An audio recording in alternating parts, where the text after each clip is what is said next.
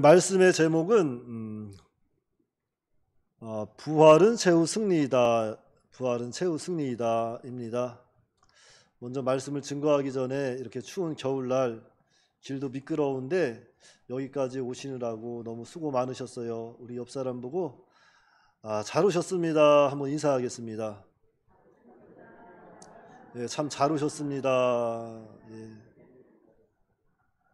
하나님께서 열갑절로 백갑절로 은혜 내려주시기를 간절히 소망합니다. 예. 우리 제목 한번 따라하겠습니다. 부활은 최후 승리이다. 좀 더 큰 소리로 부활은 최후 승리다.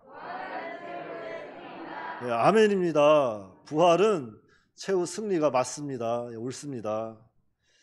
자, 오늘 말씀의 요절 말씀은 55절 말씀이죠. 사망아 너의 승리가 어디 있느냐? 사망아 내가 쏘는 것이 어디 있느냐? 자, 이 말씀은 믿음으로 이렇게 구원받은 성도에겐 사망의 승리도 사망에 쏘는 것도 없다는 거죠. 그것은 불신자들에게만 있는 거예요. 사망의 승리, 사망에 쏘는 것, 이것은 불신자에게만 있는 겁니다. 그 사실을 우리는 오늘 이 요절 말씀을 통해서 기억해야 되겠습니다. 자, 옛날 그 헬라 사람들, 그들은 우리 몸을 아주 무익한 것 또는 아주 몹쓸 것으로 생각을 했습니다. 그래서 우리의 육체를 가리켜서 영혼의 감옥이다, 이렇게 부활이 없음을 그들은 이렇게 표현하기도 했죠. 그런데 성경에 보니까 성경은 뭐라 그래요? 우리 몸에 부활이 있다 없다? 네, 있다. 우리 몸의 부활은 있다, 이렇게 증거하고 있습니다. 그리고 그 사실을 우리 예수님께서 친히 부활하심으로 나타내 보여주시는 거예요. 그래서 부활은 정말로 있다. 정말로 부활은 있다. 사도 바울은 그 사실에 대해서 이렇게 고린도 교회 교인들에게 해산하는 수고를 가지고 전하는 겁니다. 그래서 첫 번째 대지는 부활의 이치 35절로 41절 말씀이고요. 그 첫 번째 대지 첫 번째 소지는 씨와 식물로 비유하였다. 35절 37절입니다. 자, 먼저 35절부터 보시면 누가 묻기를 죽은 자들이 어떻게 다시 살아나며 어떠한 몸으로 오느냐 하리니 어리석은 자여 내가 뿌리는 씨가 죽지 아니하면 살아나지 못하겠고 또 내가 뿌리는 것은 장래의 형체를 뿌리는 것이 아니요 다만 밀이나 다른 것의 알맹이 뿐이로되 그랬어요. 자, 그러니까 고린도 교회 성도 중에는 이렇게 우리 몸의 부활에 대해서 이해하지 못하고 의문을 갖는 사람들이 있었습니다. 사도 바울은 그 일에 대해서 믿지 않는 자들에게 대해서 이렇게 오늘 씨와 식물의 비유를 통해서 부활을 증거하고 있는 거예요. 그러니까 식물의 씨는 땅에 심겨져야 썩어야 되고 그리해야만 그 속에서 싹이 나고 줄기가 자라고 열매를 맺게 된다 하는 거고, 그때 새로 자라는 식물은 그 뿌려진 씨하고는 전혀 다른 형체를 가질 것이다, 이렇게 37절에서 말씀하는 거예요. 그러니까 예를 들자면 그런 거죠. 이제 늦은 가을이 되면은 마늘을 쪽내서 밭에 심습니다. 마늘 심어 보셨어요? 마늘은 늦은 가을에 심는 거예요, 밭에다가. 그리고 쌀겨라든지 아니면 쌀겨라든지 아니면 지푸라기를 밭에다가 이렇게 다 이렇게 흐트러 놓고 한겨울 눈이 내리고 그 추운 겨울을 다 지납니다. 그리고 봄이 오면은 여지없이 거기에서 싹이 나요. 좀 신기하죠. 신기합니다. 그와 같이 분명히 가을에는 마늘을 쪽내서 쪽을 심어놨는데 봄이 되니까 그 쪽은 사라지고 정말 새로운 새싹이 돋아나게 되는 거예요. 그러니까 부활도 이와 같다고 증거하고 있는 거죠. 그리고 이 부활의 이치 그 두 번째 대지는 각 종자마다 다른 형체가 나온다. 38절로 39절입니다. 자, 38절에 보시면 하나님이 그 뜻대로 그에게 형체를 주시되 각 종자에게 그 형체를 주시느니라. 육체는 다 같은 육체가 아니니 하나는 사람의 육체요 하나는 짐승의 육체요 하나는 새의 육체요 하나는 물고기의 육체라. 자, 여러분, 우리가 씨앗을 보게 되면은요, 어떤 씨들은 비슷비슷하게 생긴 씨들이 많이 있어요. 자, 어떤 씨들이 비슷할까요? 여러분 그 차조 매조 보셨어요? 차조 매조 씨가 좀 비슷해요. 그리고 벽씨하고 또 무슨 씨가 비슷할까요? 맞아요. 보리씨, 벽씨, 보리씨, 통밀 다 비슷합니다. 그리고 수수, 들깨 뭐 이런 거 다 비슷하죠. 자, 이렇게 비슷하게 생긴 씨들이 많이 있어요. 그런데 그 속에는 전혀 다른 형체의 식물들이 나온다는 거죠. 그리고 하나님은 모든 피조물의 육체를 내실 때에도 각각 다 다르게 이렇게 지으셨다는 거예요. 이와 같이 우리의 몸과 부활체는 다 다르다는 겁니다. 그것을 38절 39절에 말씀하고 있는 거예요. 그리고 부활의 이치 그 세 번째 소지는 부활 후에 영광이 다르다. 40절 41절입니다. 자, 40절에 보시면 하늘에 속한 형체도 있고 땅에 속한 형체도 있으나 하늘에 속한 것에 영광이 따로 있고 땅에 속한 것에 영광이 따로 있으니 해의 영광이 다르고 달의 영광이 다르며 별의 영광도 다른데 별과 별의 영광이 다르다 그랬어요. 자, 그러니까 하늘에 속한 형체와 땅에 속한 형체와 달과 별들 지상에 있는 사람과 짐승과 새, 물고기 그 영광이 다르다는 그 물고기 다 다르다는 거예요. 그 형체가 이와 같이 현재 우리 육체나 부활체는 그 형체의 질과 영광이 완전히 다르다는 것을 말씀하고 있습니다. 그런데 부활 후의 영광이 또 다르다 그랬어요. 부활 후의 영광. 하늘나라 가면 상급이 다르다는 거예요. 해의 영광, 달의 영광이 다르듯이 별과 별들의 영광이 다르듯이 하늘나라 가면 그 영광, 상급이 다르다는 겁니다. 이 땅에서 구원이 이루어진 만큼 하늘나라 가면 그 영광이 다른 거예요. 그래서 우리 교단에서 증거하고 있는 핵심 교리 중 하나가 바로 이 자라나는 신앙이죠. 구원을 이루어가는 신앙. 중생한 영은 범죄하지 아니하고 중생한 영은 자라난다. 이 자라나는 신앙이 중요한 거예요. 그래서 우리 성도들은 자라나야 돼요. 이 땅에서 믿는 일 잘해서 하나님 말씀 잘 순종해서 자라나야 하늘나라 가면 해의 영광을 누리고 달의 영광을 누리는 겁니다. 이 자라나는 신앙에 대해서 우리 이병규 목사님 늘 말씀하시죠.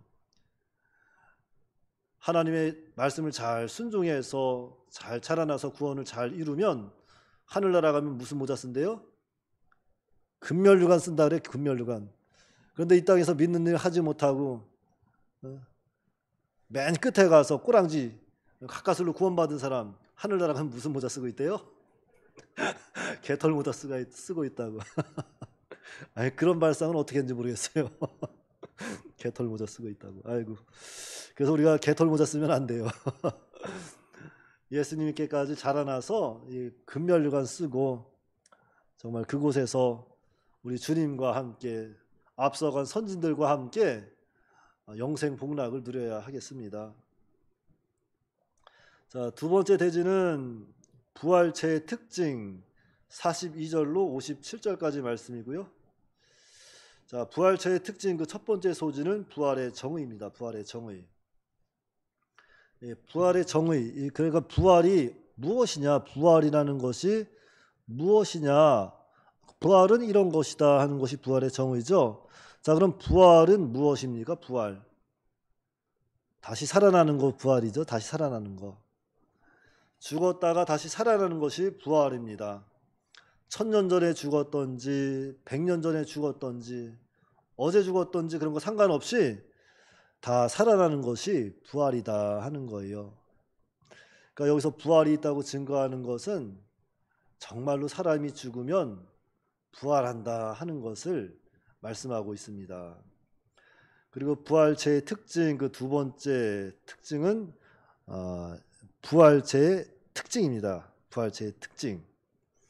그리고 이 부활체의 특징에 대해서 성경이 말하는 그 특징이 있는데 그것을 5가지로 좀 추려보면 그 첫째는 오늘 말씀의 근거로 해서 42절에 썩을 것으로 심고 썩지 아니할 것으로 다시 산다 그랬어요.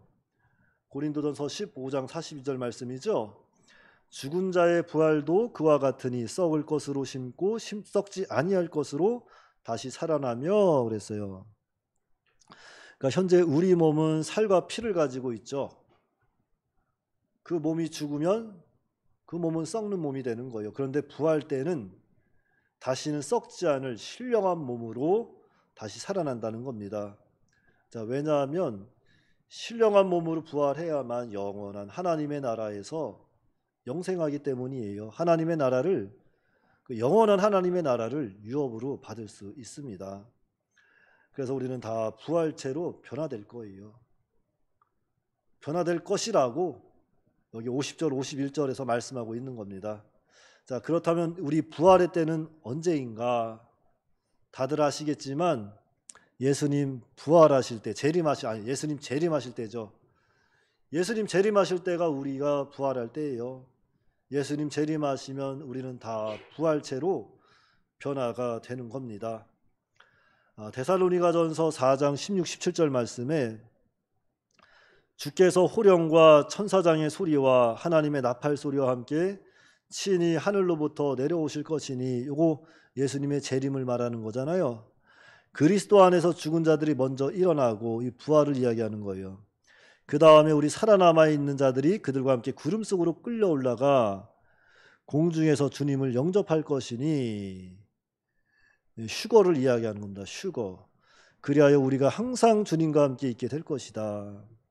그러니까 우리 주님 주림하실 때, 우리 주님 재림하실 때 이렇게 주께서 호령과 천사장의 소리와 하나님의 나팔 소리로 친히 하늘로부터 재림하실 텐데, 그때 죽은 자들이 먼저 부활해서 일어나고 살아있던 자들도 다 변화를 받아서 공중에서 주님을 영접하게 될 것이다 그랬습니다.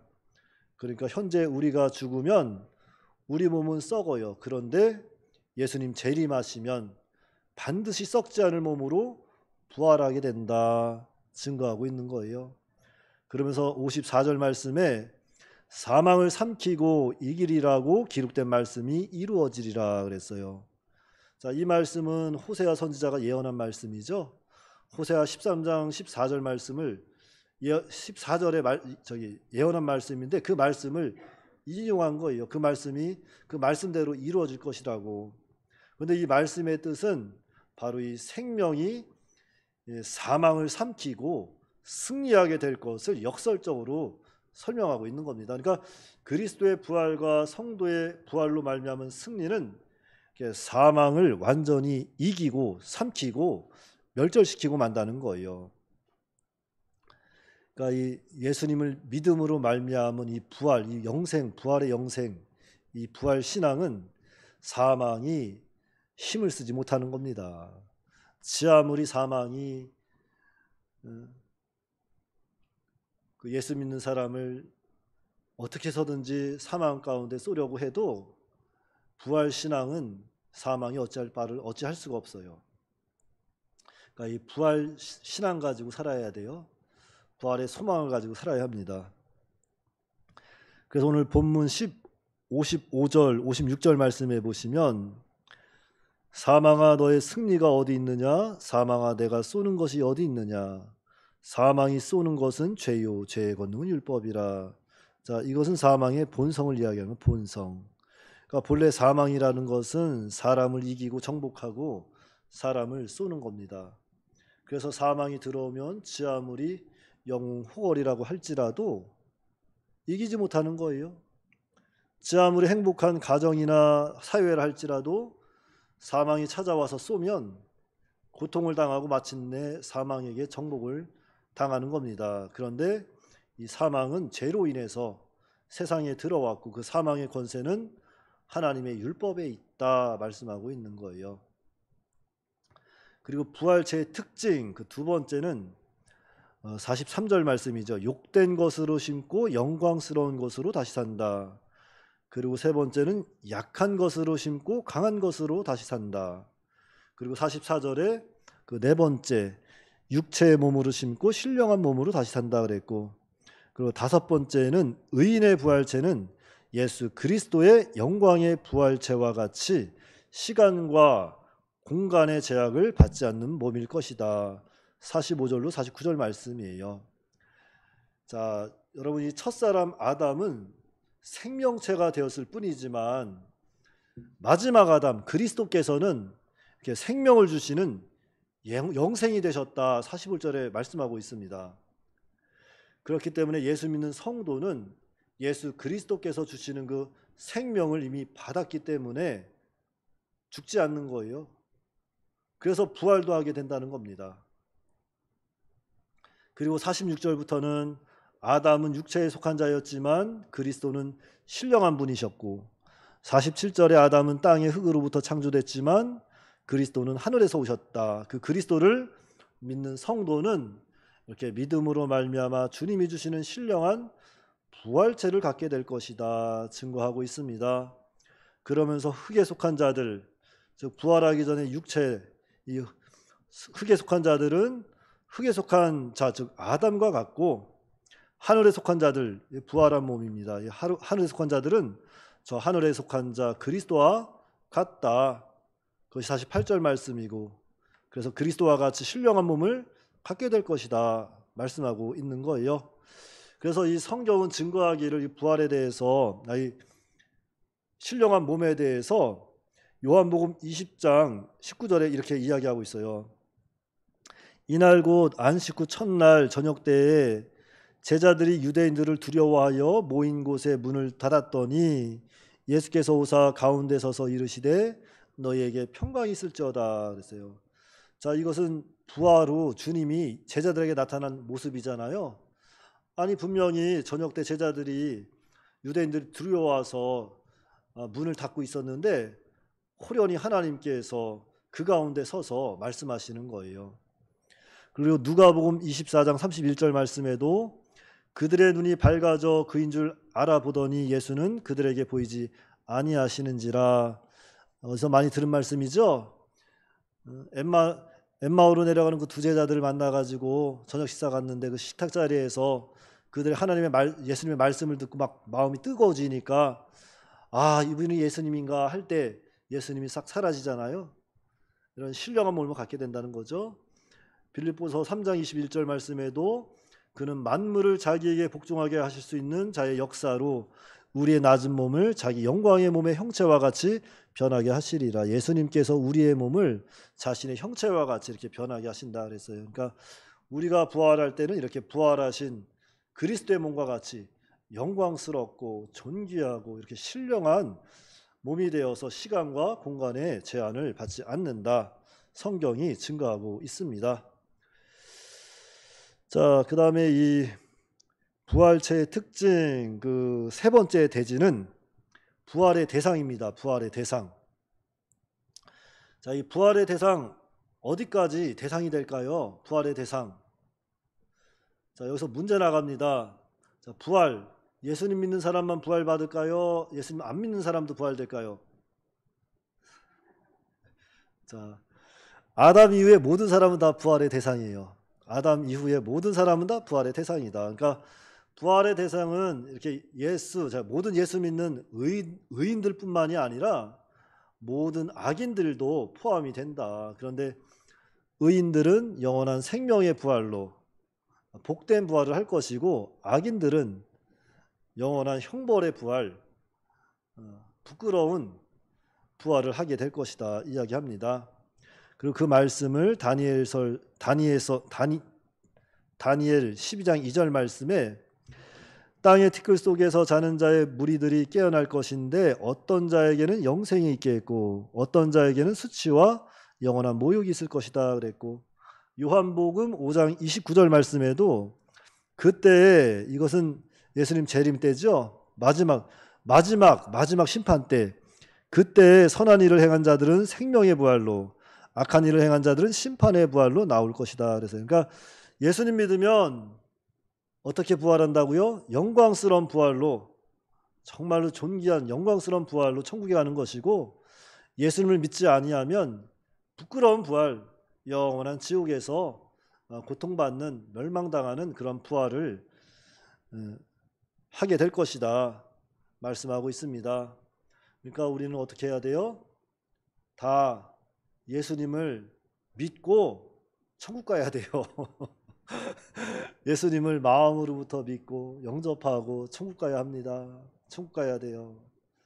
정말 부활이 있고 영생이 있고 영생 복락이 있고 믿는 자에게. 그런데 믿지 않는 자들에게는 영원한 지옥 형벌이 있어요. 이것은 정말 사실 그대로의 말씀이고 하나님 말씀이기 때문에 이건 정말 사실입니다. 진리예요. 그러니까 여러분들, 누군가 내 주변에 내가 사랑하는 누군가가 아직 예수님을 모르고 믿지 않고 있다면 바울이 해산하는 고통 가운데 해산하는 수고를 통해서 복음을 전해서 어찌하든지 저 사람을 구원하고자 하는 그런 심정을 가지고 복음을 전했으니까 여러분들 누군가를 정말 사랑한다면 복음을 전해야 되겠어요? 안 전해야 되겠어요?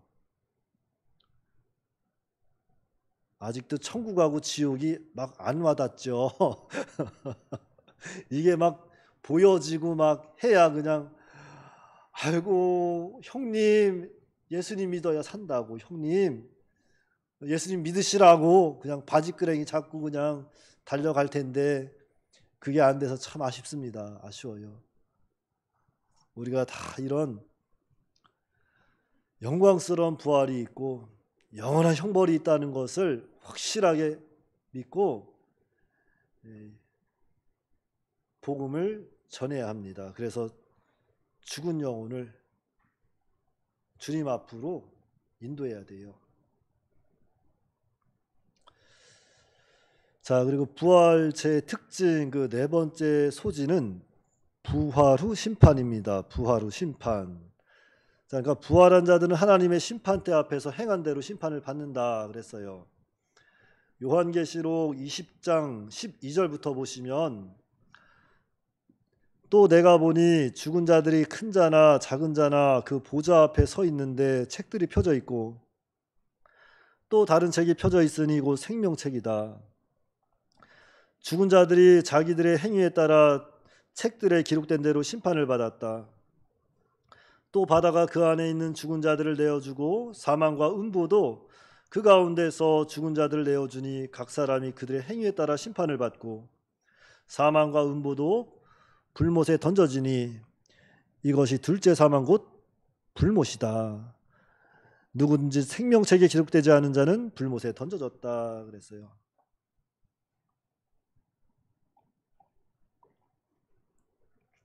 참으로 무서운 말씀이죠.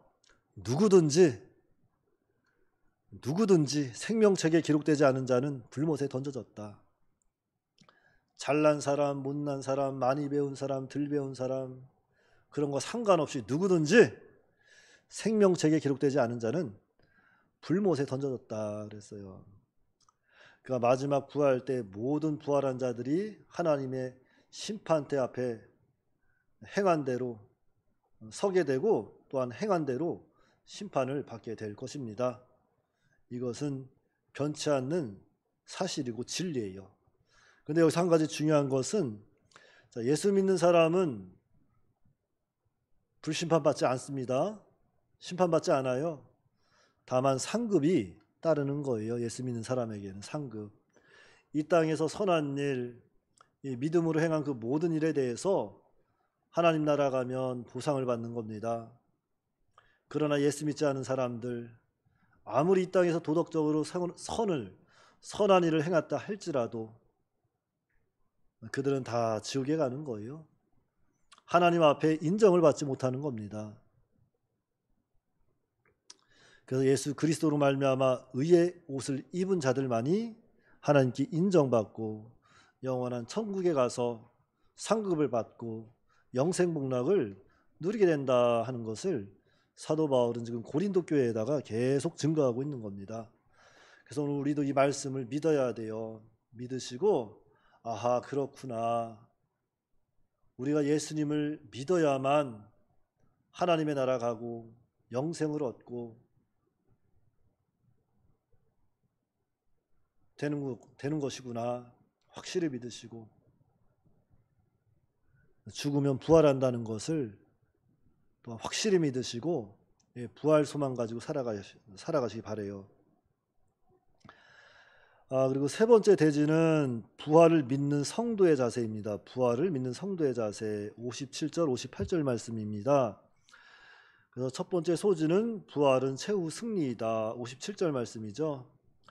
우리 주 예수 그리스도로 말미암아 우리에게 승리를 주시는 하나님께 감사한다 그랬어요.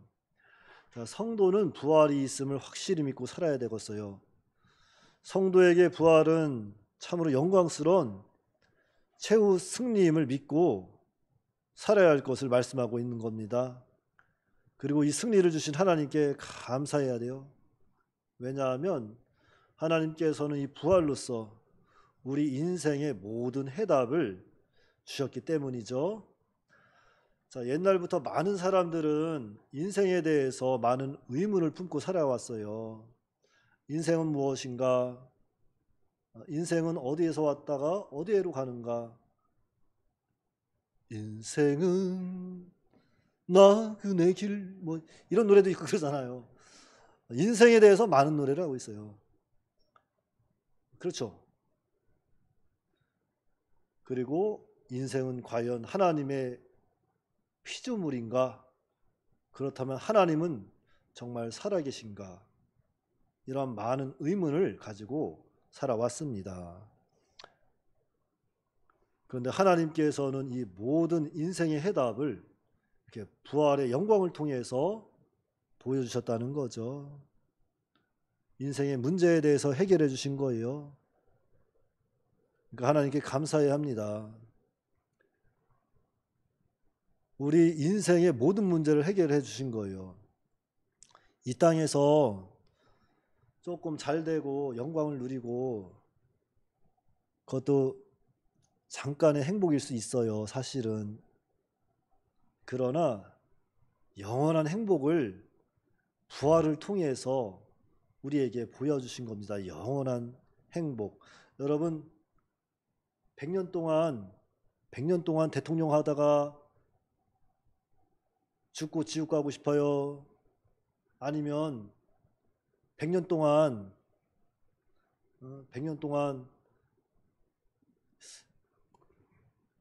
그냥 보통 사람으로 살다가 죽어서 영원히 하늘나라 가서 왕처럼 살고 싶어요?